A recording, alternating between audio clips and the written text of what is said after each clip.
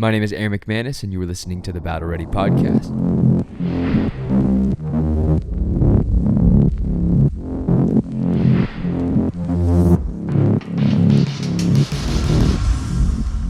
I'm here with my dad, Erwin Raphael McManus. It's good to be here with you today on this beautiful, rainy Los Angeles day. It's a rainy day today. It is. I got a car wash on Friday, and then woke up and Saturday morning it was raining. So, well, cheers to me. It rained on a clean car.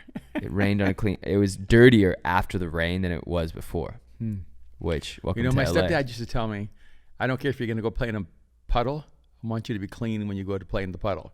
So maybe that's the same application with the car. Maybe. Got it clean, rained on it. At least you know it was clean. Taking care of it. You trying to make me feel better or worse? I can't tell. I think better. Yeah. Okay. Well, what's up? Well, there's so much up. Is it me on rainy days? You just feel a little more sluggish or chill or relaxed, or you just want to sort of grab a cup of hot cocoa and sit by the fireplace and hot cocoa. Yeah. You mean a pumpkin spice latte from Starbucks? This is not an ad. That is what you guys have been doing, and I cannot believe it because, Aaron, you've always been violently against Starbucks, I would say. Honestly, it's just because when we wake up early to surf, it's the only thing open on our way to the Don't beach that we surf at. Don't give me your sad story for why you compromise your ethics. I'm not sad. I'm just being real. And then Tess introduced me to a pumpkin spice latte, and it made me happier one time. So you're saying Tess is sort of like your pusher and well, Tess and Matt brought it. Tess pushed it across the table. All right. No, I mean, I don't know. So anyways, I was wildly sick this weekend, so I'm still sounding kind of gross, but the flu is real, guys. Well, I'm glad you're here. It ain't just COVID out there. He brought his friends back. I'm like, I feel rough. Yeah, but I can see why. Well, why it would be hard to be as productive maybe in Seattle or Portland, Vancouver, when it's raining all the time, and well, Portland they can't find soap. What? We can't find soap in LA here too. I went to go buy a soap, and they said all our soap is stuck at the port of Los Angeles. It was Aesop. I went in and I was like, I'll just order online. He's like, no, literally you can't get it. We're having to use shampoo as body lotion here in Los Angeles. I'm in the shower with antibacterial. But we're having to use that the stuff that they use just for your hands on your whole using body. Hand sanitizer. My feet, my armpits. All right. So I wanted to take a moment today and reverse things because normally you're asking me questions. Right. Okay. And I'm going to ask you a question that you're going to represent your entire generation for a moment. All of them. Okay. All right. We'll kick a few out though. Okay. So if you had to identify what decade a person in the United States is most productive, they accomplish their greatest work, their highest productivity. Mean? Per person? Per person. Would it be from your 10 to 19? Would it be your 20s? Would it be your 30s? Would it be your 40s? What are the brackets? Like by decade? What decade? What decade of your life would you expect to be the most productive? Probably, I would say probably 40 to 50. 40 to 50? Yeah. Okay. Because I feel like I'm only ramping up. Okay. And I get 20 to 30. I think you don't I think you're highly capable, but you're still figuring yourself out. You don't know which direction you're going. And then 30 to 40, I think you'll be figuring it out. I think 40, 50, you're kind of hitting stride, and you're like, some people are trying to retire, some people are trying to take over the world. All right. And if you had to pick the second most productive decade, what would you say? So I'm wrong. No. We're doing two. You've picked as your most productive decade. You said 30 to 40. Yeah. Okay, which one would you say would be your second most productive decade? Well, is this like a trick question? Like, no, like I can pick like 0 to 10? No. Because I guess 0 to 10 because I learned a language. I learned how to walk. I learned how to speak. That's true. Only you would think of how. No, I grew up with this mind trickery. No, I grew up with your mind trickery to be nefarious. I'm not trying to do anything nefarious or malevolent or. You're never nefarious or malevolent, but you're tricky. You're tricky with the words. So you picked 20. You said no, 30s. Your 30s. No, you said your 30s. 40 to 50. That's what I said. I said 40s. Okay, 40s. And I would say your 50s. Okay. So I did a little survey earlier of your team. Am I right or am I wrong? I'm going to read. I'm going to show you. I don't care about them. I just want to know about me right now. Your team basically said their 20s was probably the overwhelming one. Because they're all in their 20s. And then their 30s. Or maybe they're just past their 20s and feel like that the world has passed them by. Okay. And because a lot of them are on that turn of 30, you know. So what? So here is a study published in the New England Journal of Medicine. Is that like a thing? Like a real thing? Yeah, it's a real thing. There is Sometimes a New England. Where did you see There this? is, and this was sent to me by a friend of mine. Who? And We'll bleep him out. no, the Bishop, Dale Bronner, Oh, okay. who's always sending me fascinating things. So am I right or am I wrong? Here it is. I'm going to read it. Okay. An extensive study in the United States found that the most productive age in human life Yeah. is between 60 and 70 years of age. No way. It says the second. I was getting there, I guess. Yeah, the second most productive stage of a human being is from 70 to 80 years of age. There's no way. Listen to this. There's no way. It's The wrong. third most productive stage is from 50 to 60 years of age. Okay, so back it up with facts.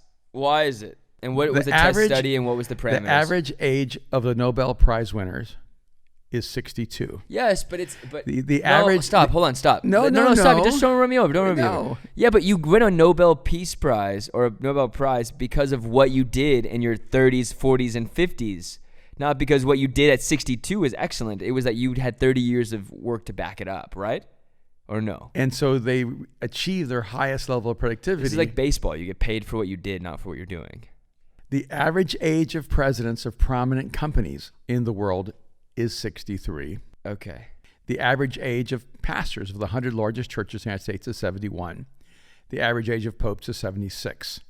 Yeah, but that's not the same. Now, they're just pulling different things, all right? Okay, sure. The study by the Journal of Medicine from New England determined that the best years of your life in terms of productivity are between 60 and 80. That means that it also said that it found that when you, at the age of 60, you reach the top of your potential, and this continues into your 80s.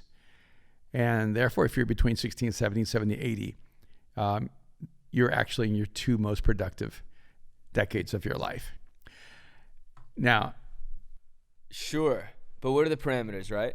What are they basing it off of? well, I don't know the parameters of the study, but let's just talk about the observations of the study.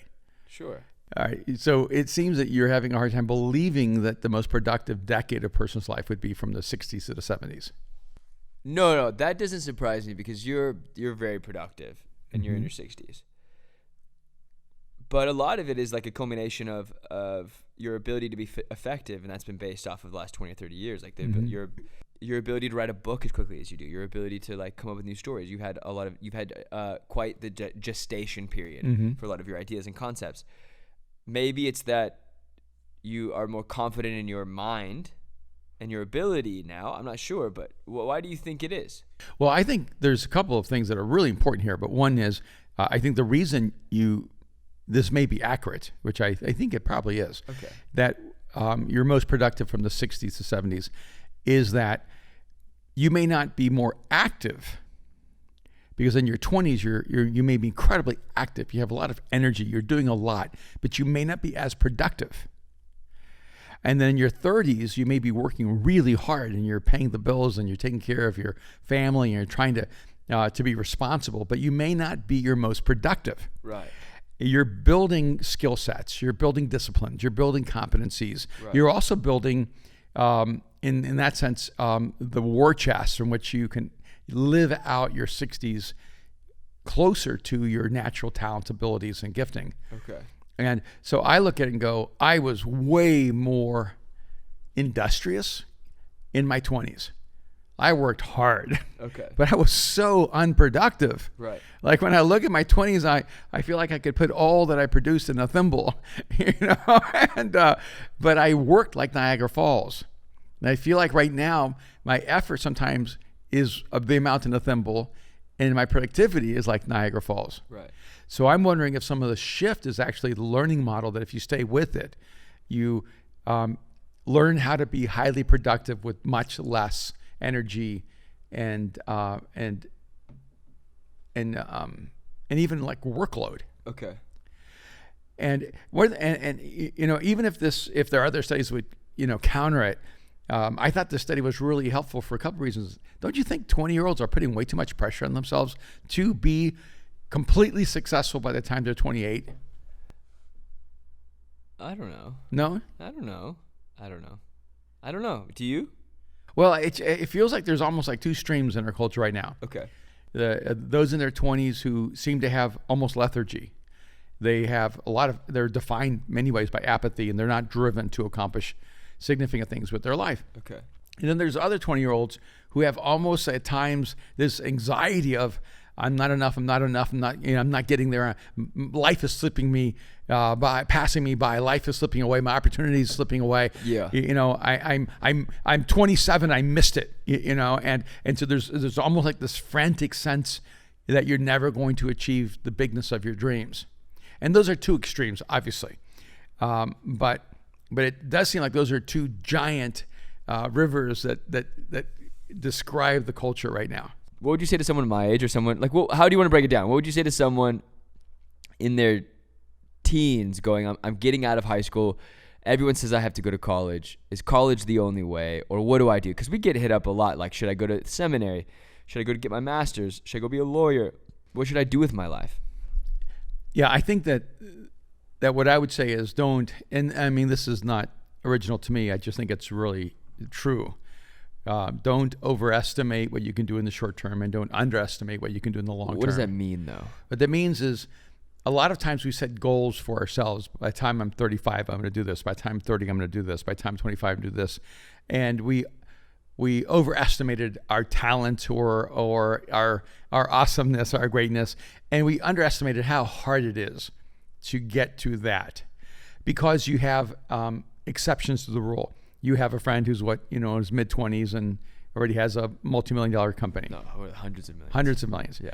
And they happen to come across an idea that they invested in, built in, and it became a huge success for them. Right.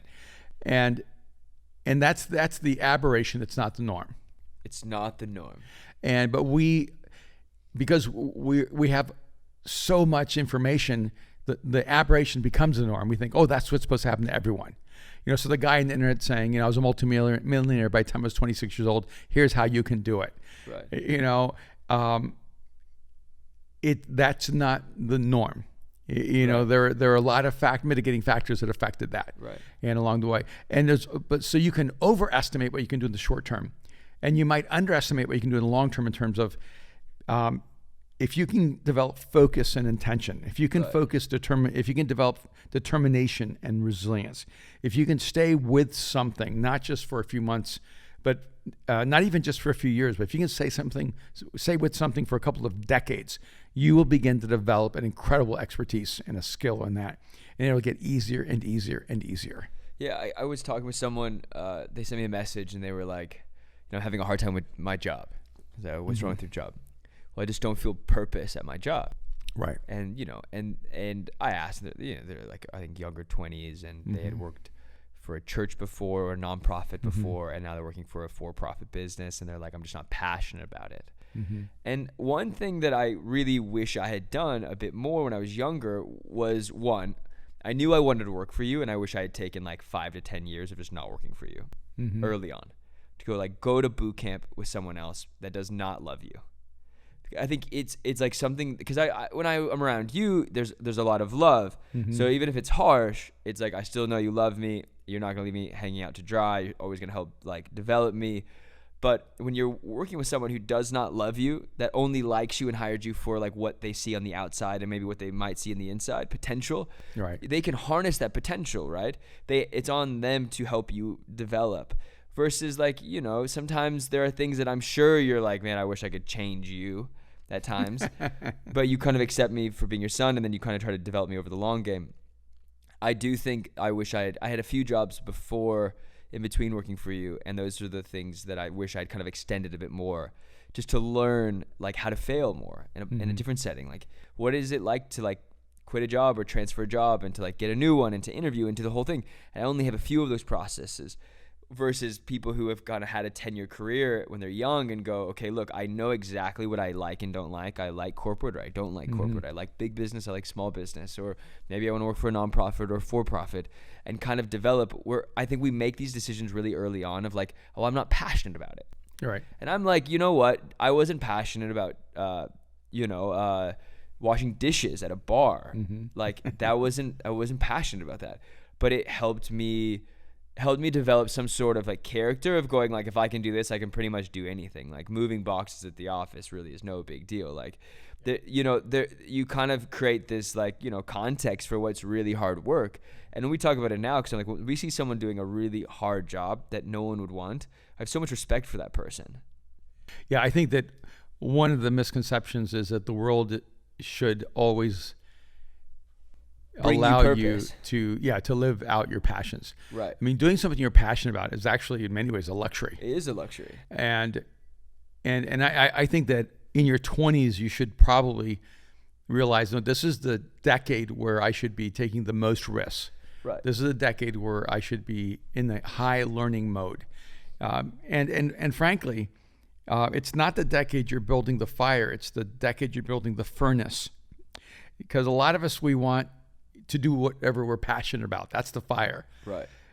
But the furnace is the space in which that fire gets taken care of for a long term. Yeah. And your 20s is your furnace decade. It's where your character is being formed. Right. It's where your skills are being formed, your disciplines. It's where you learn what it feels like to be fired. It's where you learn what it means to show up on time or early for work and leave late. Yeah. It's where you learn to, if I could say, it's like, this sounds very, very culturally insensitive. It's where you learn that you don't have rights as much, Yeah, which is that you don't. Yeah. I think a bit of it is that you learn that the world isn't there for your entertainment and there for you to like entertain you and to keep you happy. Or for your privilege. Yes. And so I think a lot of it is that, it is a privilege to be passionate at work, but you can always bring passion to jobs that have no purpose. Yes. And we talk about that a lot, right? Yeah. Like I think when you're young and you're going like, I'm not passionate about this, I think do it long enough, at least a year and a half, to where you could at least get a better job at that company or a company like it, and then transfer into a new field if you need to transfer to a new field. Yeah. And instead of, again, looking for a job that gives you meaning, bring meaning to your job. Right. And instead of looking for a job that, matches your passions, you bring passion to whatever job you have in front of you. And that's going to be a discipline, because even when you're doing what you love, something in that process is not going to be enjoyable. And something we love what we're doing with McManus Gallery and making clothes, but there's a lot of the process that is just work. Things just take forever to get done. And it's just hard work, and it's frustrating. It can be overwhelming at times. And you have to realize, no, that's where you have to bring your passion in, because it doesn't just naturally fuel your passions. Right. And the reason I thought the study was so encouraging, one, obviously I'm 63, so I'm like, oh, I'm in my sweet decade, but but it makes me have a sense of urgency. I got to get to work. I only got 7 more years in my prime decade, and then I have 10 years in my second prime decade. Yeah. And which means I can extend into that third prime decade after that. Yeah. And because you always want to be an aberration from the norm.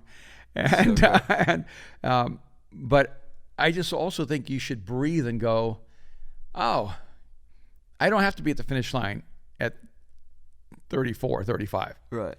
And I just need to keep developing the skill set that's going to allow me to live out my passions and my dreams, and to bring meaning to everything I do, and to maybe even create a world at work that I have control over. Because I always tell someone, look, if you have the option to work for yourself rather than work for someone else, work for yourself and start a company, start a business. But that doesn't mean working for someone else is less.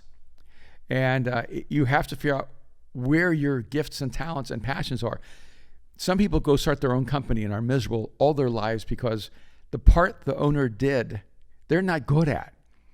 And, they may be great at design, or they may be great at some creative process, or they may be great at some aspect of it. Right. Being a chef and owning a restaurant are not the same thing. And sometimes the greatest nightmare for a great chef is when he owns his own restaurant. Right. And that's why partnerships are so great, because someone may have a dream to own a world-class restaurant, but they're not a chef. Right. And the only way they can fulfill their dream is to connect and partner with someone who does have that unique gifting to be a world-class chef. And that world-class chef may have a dream to start a restaurant, but he just doesn't have the business acumen to make that happen. And then suddenly when they come together, they're both able to see their unique dreams come true, and while at the same time allowing someone else to see their dream come true because they have perfect synergy. And I think that's true in life. Working for someone else can actually be the perfect space to learn what you're great at, and to learn what you need to learn what you're never going to be great at, and how you need to build your teams for the future.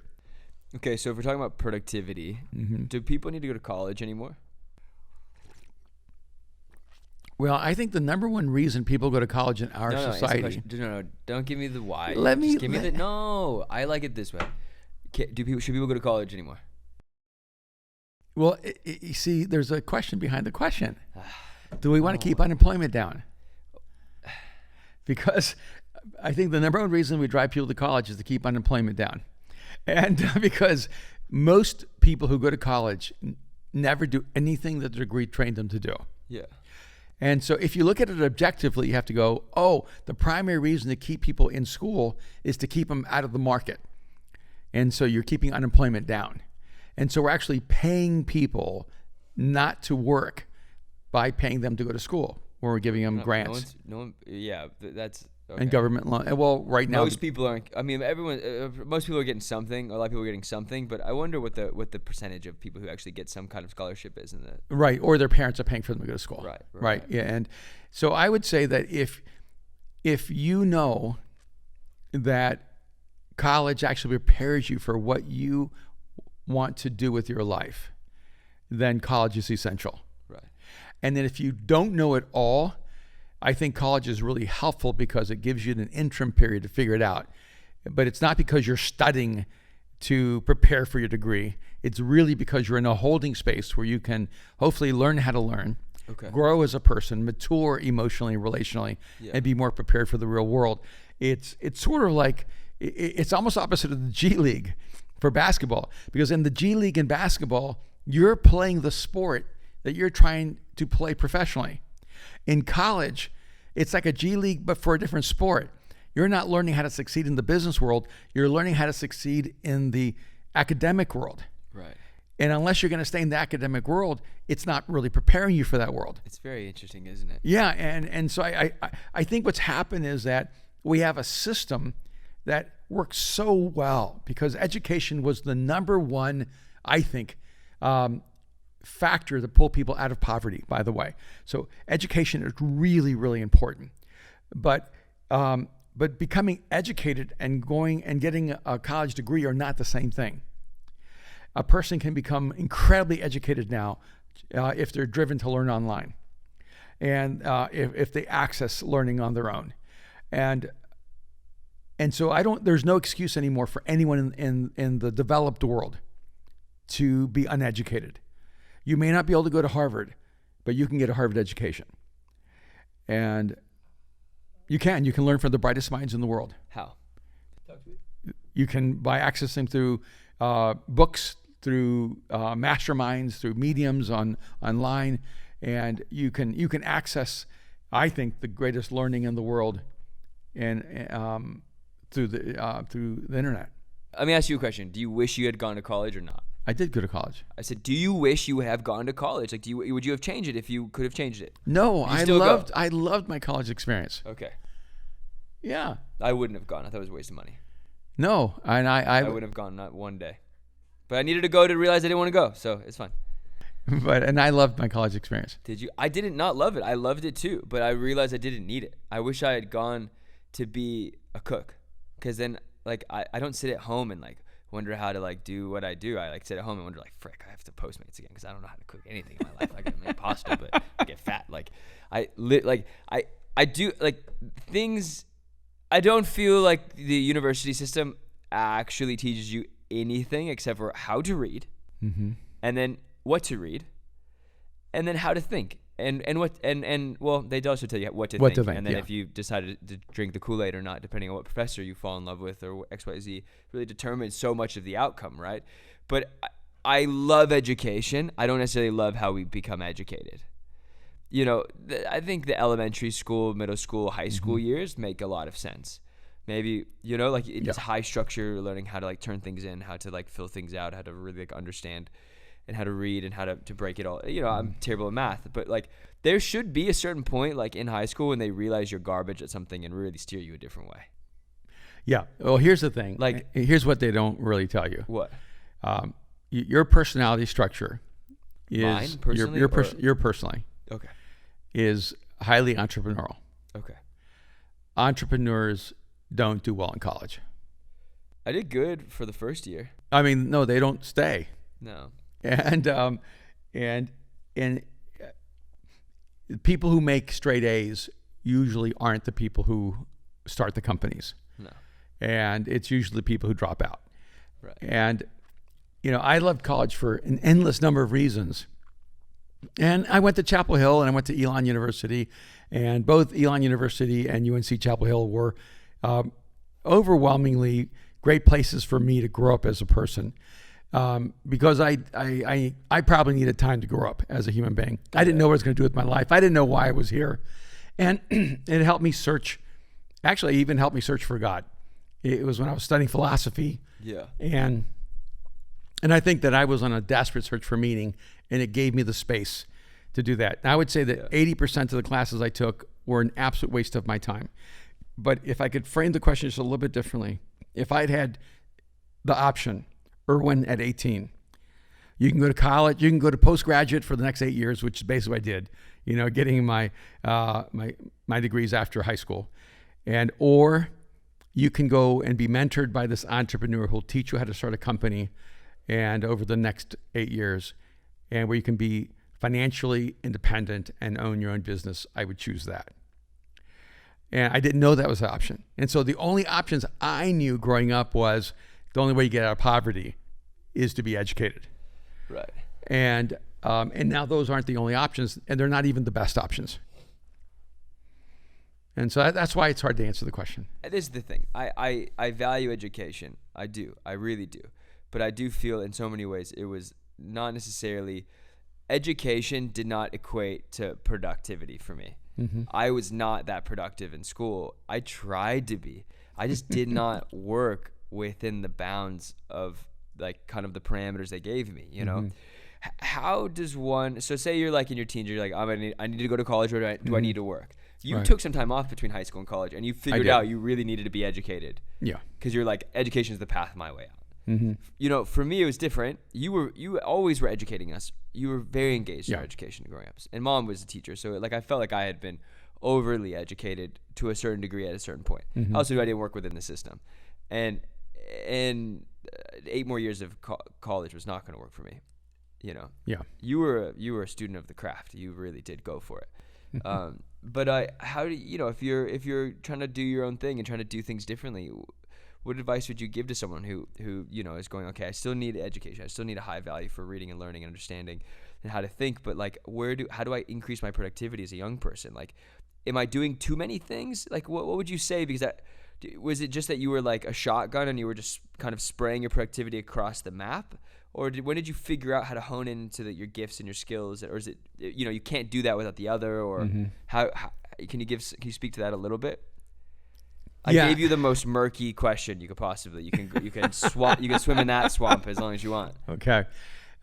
If I could choose my life now with the information I have, I would just start a business at 19. Which one? What would you have started? Well, you see, that's a great point, because at 19 I didn't have the skills to do what I could at 29. But I would have started probably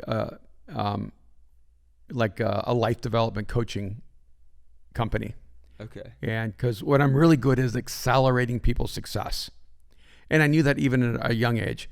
I would even tell people, look, I'm going to help you do in 3 years what you would have done in 20 years. Okay. And so I just had a natural ability to know how to help people become high achievers. Okay. And that was true almost from the beginning. I don't even know how I knew how to do that. But the more I studied, the more I learned, the more it became clear to me. So when I was, I think, 32, I created a system where I took the mass amount of information in the world and I created these structures, like 8 factors that will change the world. And I help leaders understand, okay, this is how you can begin to interpret all the world. Okay. And so I was really good at helping leaders become really good at what they did. Okay. And I was doing that in my early 20s, but I didn't know I was going to have a communication gift. Okay. That's why I'm going. At 19, I didn't know I could speak. Yeah. And so but it would have helped me in teaching leaders how to lead. Would you have said people saw potential in your communication gift? No. So then why did you double down on something that you weren't gifted at? Because I wasn't thinking. Is it still a gift? Would you say your communication, like what you're great at is communicating? Mm-hmm. You would look back and say there was a communication gift, but I don't think there was. No. I mean, I feel like I think I have a thinking gift. And that thinking gift translates into communicating, into writing, into other spaces. I think you have an imagination. Yeah, I think my gift is imagination. Thank you. Right. Yes. No, do you know what I'm saying? Like I really think it's imagination. And then you figured out how to funnel it into a way that people can understand it. That's really true. Do you know what I mean? Dang, I'm learning something about myself here now. You're welcome. No. Because I'm actually a better coach than you are, I think. You are a better coach because you believe the truth will make a person better in a very concrete way. And I have a hard time sometimes one-on-one telling a person the truth because I don't want to hurt them. Yeah. And but you have it. You don't want to hurt them. You want to help them. You actually believe that if I can tell you the truth and you'll respond right to it, you're going to get better at this. Yeah. And I'm also perfectly fine cutting them out if they don't want to do it. If they don't want to learn. Yeah, because I don't need friends who don't want to listen. That's fine. Don't want to listen? I don't need to be your friend. I'm tired. I'm introverted. I would love to not hang out with you. No. What you will carry dead weight for. You carried me for decades. Like you'll carry. That's people. Called parenting. Yeah. But you get what I'm saying, though, right? Yeah. You're really good at seeing what needs to happen. You're like you can like lay out a blueprint for someone's life, but there is that thing you won't make them do it. No. And You're more like I'm much more of a futurist and laying out options of how to create different futures. I'm not the person who's going to sit there and go, are you going to do this? Or are you going to do this? Are you going to do this? And I'm just not good at holding people accountable. That's probably one of my weaknesses. You also don't tell them what to do. I don't. I tell people what their choices will create, and I help them understand the choices that are in front of them. But in the end, I leave the choice up to you. Yeah, that's tough. No, I know. Tough. And I think it was probably a week ago. Your mom said to me, "You probably would have done something like Tony Robbins, wouldn't you?" Robbins, and I said, "Yeah. If I hadn't come into my faith journey, I probably would have just naturally found a way to create an environment in which I could help people actualize their potential, their capacity, to lean into a life of greater courage and and hope, because I think I'm just naturally bent that way." Yeah. And what I think I did is I tried to take all of that into the church.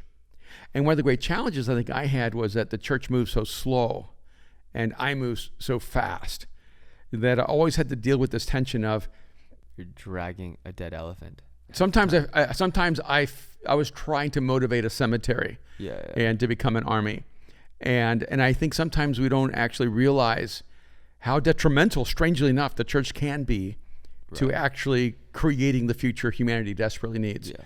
And that's one of the reasons I committed my life just to be here and to create Mosaic was hopefully, at least in my lifetime, as a part of an outcome of my life choices, I could be a part of one church that really tries to build into humanity and build a future. I love it so much. That's so good. Yeah. But if you're 20s, or your 30s or 40s. Still didn't really answer the question. No, I did. I said, like, what made you double down on a gift that wasn't really a gift? Oh, Yes. Like, why did you decide, like, everyone tells me I'm bad at communicating, I'm going to be a communicator? And because it didn't matter if I was good or bad, it mattered that no one wanted to help the people I wanted to help. Explain. I spent the first 10 years of my life as a follower of Christ working with people in drug cartels and among the poor and inner city and projects. And so I actually didn't spend any time thinking about whether I was good at it. I spent my time thinking about whether I could do what they needed me to do. Yeah. And I just tried to become better and better and better. I never thought I would become known as a speaker. I didn't even know there was that. You know, I didn't know you could be famous as a speaker or something like that. All I knew is that this little room of people needed someone to motivate them and help them believe in themselves and believe that God could change them and help them believe that Jesus came for them. And so I was so focused on helping the people that were there that I just sort of, I think, got past the fact that it didn't seem to have any talent, right? You know, and I started small. I mean, I started in a little half a house church is where I started pastoring. You know, I had 20 people, 15 people in a room, talking to those people with the space heater melting my polyester suit from Sears, so there's nothing glamorous about it. So it wasn't like anyone was putting a spotlight on me. I was just working hard every day. And, you know, I mean, I spent most of my time on the streets. You know, I had a basketball in my hand half the time, you know, playing in the projects, meeting people, talking one-on-one. And my communication gift, I think, really built from having endless one-on-one conversations with people, listening really hard, noticing what was really going on in their life. And somehow it began translating into my ability on Sunday. Yeah, it's so remarkable. You know? Yeah. And so I learned how to speak by being really engaged with an unbelieving world. I did not learn how to speak by being inside of the church and learning how to, you know, what the church language was. Yeah, those aren't really communicators. They're just cheerleaders. Like, not in a bad way, but like they're encouragers. They're encouragers, they're inspirers. Yeah. And they do oftentimes have great communication gifts. It's a different kind of I feel like I'm trying to build a bridge between the people who are outside of faith to Jesus. Yeah. As opposed to building bridges in the world to people who are inside of faith. Yeah. It's super good. Yeah. Well. But so here's like takeaways? Yeah, here's a couple takeaways. Believe it or not, over 5 years ago, I started setting goals for my 70s. Did you? Yeah, I have secret goals, private goals of things I want to accomplish, awards I want to win, achievements I want to actually have in my 70s. And I probably set those in my 50s. Okay. And so I didn't know if I'd live into my 70s, but in my 50s, I thought, in my 70s, because I had some goals in my 50s, I thought, I'm not good enough yet to achieve this goal. So I gave myself 25 years. Like what? And I don't want to say out loud. And but I do have goals, and I do have dreams or things I still think about accomplishing. And, you know, even this graphic. So then how important are these goals? How important is it for you to set these goals and then not telling someone? Do you feel like that why don't you tell anyone? Does it threaten the potential existence of this? Is it like a wish, or is it that you don't want accountability, you don't want anyone to hold you to it? What is it? No, I actually think it's that in the world that we live in, when you state like big dreams and big goals, it sounds like arrogance.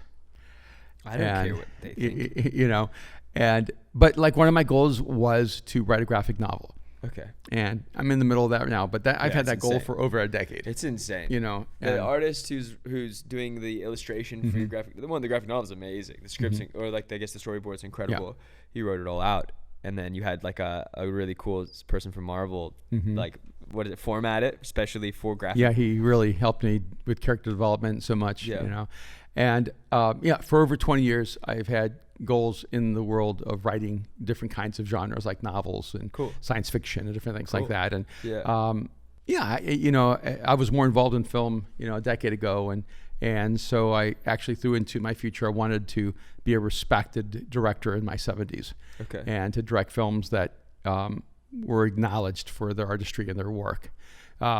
You know, so I actually like created goals for myself, going, it's not a realistic goal today, but if I keep building my skills, my intuition, my creative expression, I can get there. And even starting the company with McManus Gallery. Like I've had that, it's been how many years since we, were in the fashion industry? It's 10 years ago. 10 years ago. Almost 12, yeah. And I've had, that warehouse with, that material for 10 years because I knew that one day I was going to go back into fashion. It's insane, right? It's kind of ridiculous to do that.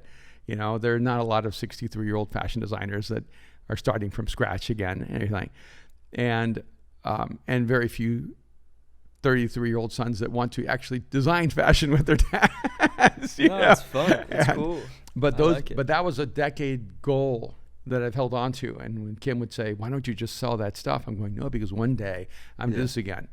And so I think sometimes we underestimate the power of like percolating dreams and letting them sit with you as you develop more and more skills. And so I just want to encourage people to not give up, to not underestimate their capacity. And that's why I like with, as a parent, with you and Mariah both, I'm like, don't be afraid to start something now.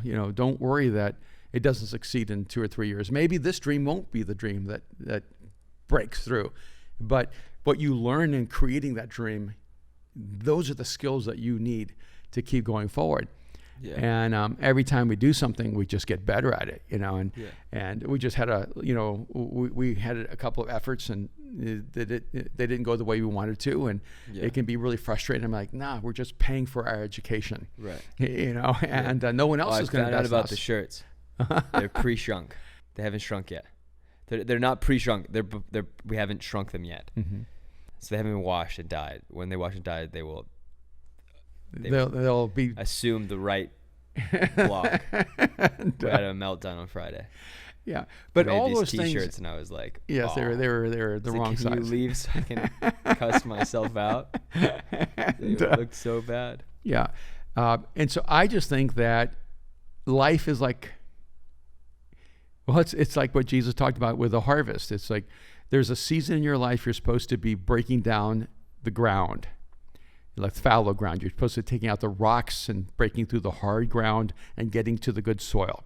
There's a season in your life you're supposed to be dropping the seeds. There's a season in your life you're supposed to be watering and taking care of that ground with the seeds that you cannot see any result. There's a season with those little tiny, breakthrough vines come through, and then there's the season where the harvest begins to come. And I think a lot of us, because we are from the microwave era of history, we just think we're supposed to hit the button and everything happens in 5 minutes. Right. What I'm saying is, to me, take your 20s and realize that's the decade I'm supposed to develop the ground. Yeah. I'm supposed to get rid of the rocks, get rid of the hard ground, get to the soil. Your 30s when you're planting the seeds. Give yourself time, because then when you're 40s and 50s, that's when you're going to really begin to see the harvest of your life.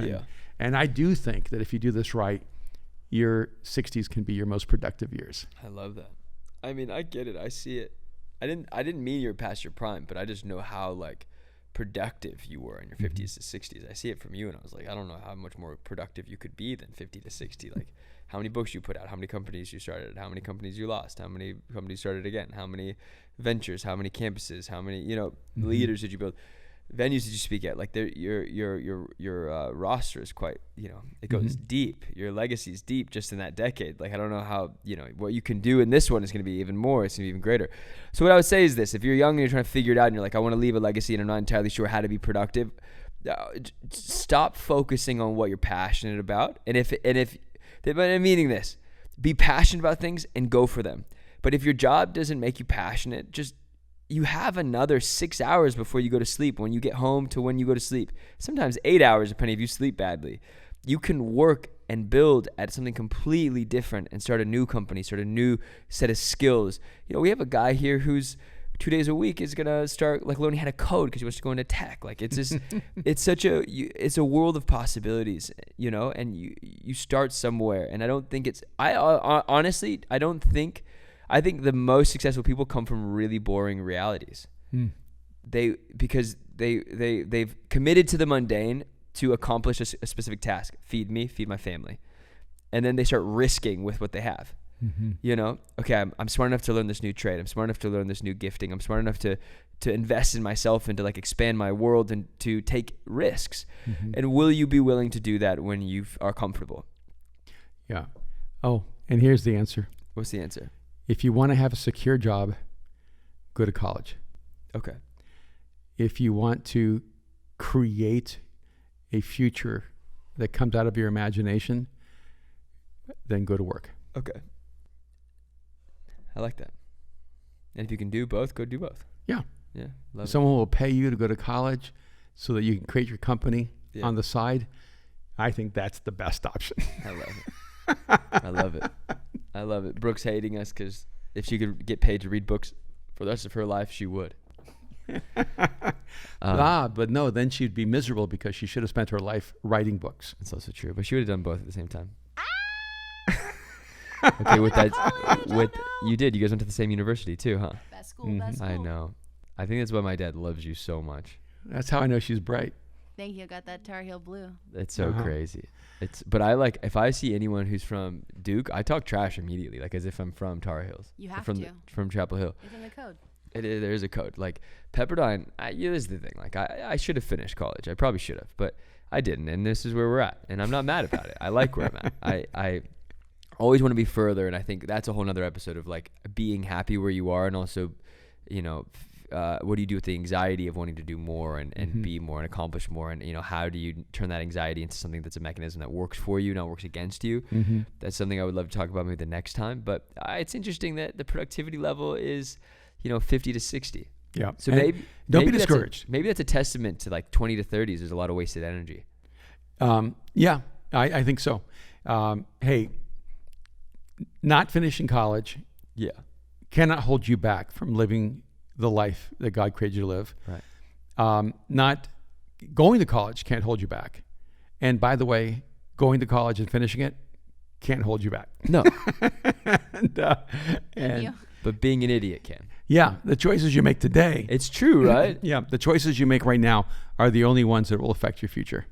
I love it. Okay, thank you so much for this episode. Hey, this has been fun. Sorry we fought in the middle. Let's grow old. I really don't love it when you don't answer questions and you give me outer space answers.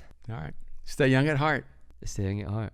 But also let yourself get old because apparently you do better. Be more productive. Less energy, more execution, more outcome. Yes, never retire. Okay. But with that said, we're going to retire this conversation and we're going to just end on a positive note. I love you so much, Dad. Hey, I love you too, man. And if you're listening to this podcast, please check out our other podcasts, episodes. Also check out The Genius of Jesus. You got to do another episode of that soon. I know I have some friends waiting in line. Okay. And you can rate and review this podcast on Apple Podcasts. So go and do it now, please. We love you guys so much. We're really grateful for you, and we will see you soon.